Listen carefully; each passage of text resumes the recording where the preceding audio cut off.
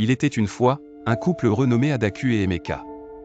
Cela faisait 7 ans qu'ils étaient mariés, mais malgré tous leurs efforts, ils n'avaient toujours pas d'enfants. Leur douleur était profonde, d'autant plus que leur famille ne cessait de les presser. Cependant, leur amour était fort, et ils étaient déterminés à rester unis malgré les épreuves. Après mûre réflexion, ils décidèrent d'adopter un enfant. Ils trouvèrent rapidement une petite fille du nom de Damilola, une enfant douce et pleine de vie. Damilola était née avec un handicap qui l'empêchait de marcher, et elle utilisait un fauteuil roulant. Malgré ses difficultés physiques, Damilola dégageait une joie de vivre contagieuse. Ses sourires radieux touchèrent immédiatement Adaku et Emeka.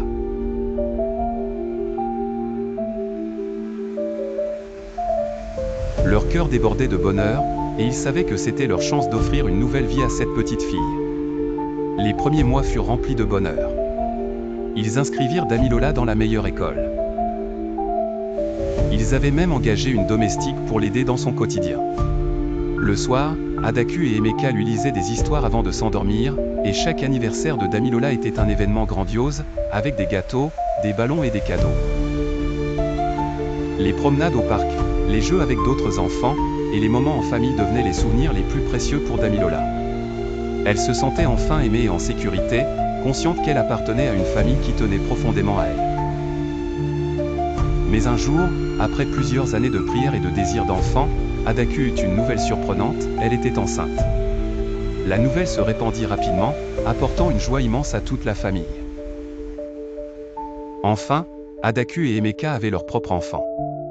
Le couple était sur un petit nuage, heureux d'accueillir leur bébé tant attendu. Mais rapidement, les choses changèrent. Adaku et Emeka, accaparés par leur nouveau-né, commencèrent à délaisser Damilola. Elle ressentait cela profondément.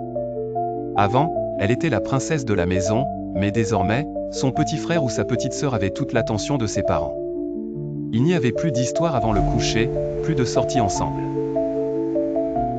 Damilola se retrouvait seule, observant sa famille de plus en plus distante. Elle comprenait bien que le bébé avait besoin de soins particuliers, mais au fond d'elle, elle se sentait rejetée.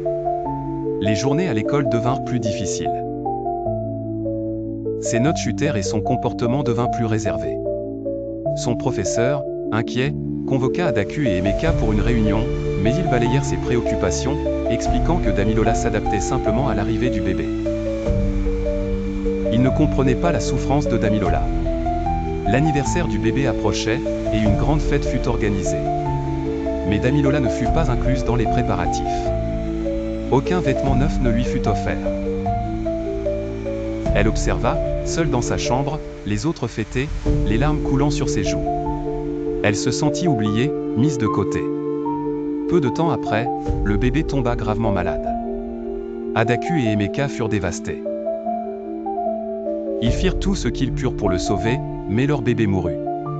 La perte déchira leur cœur.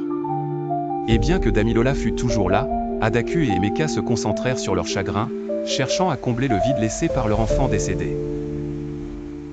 Quelques mois plus tard, Adaku tomba enceinte à nouveau, cette fois de jumeaux. L'espoir renaquit, mais Damilola sentit que les choses se compliquaient encore plus. Les jumeaux accaparaient toute l'attention.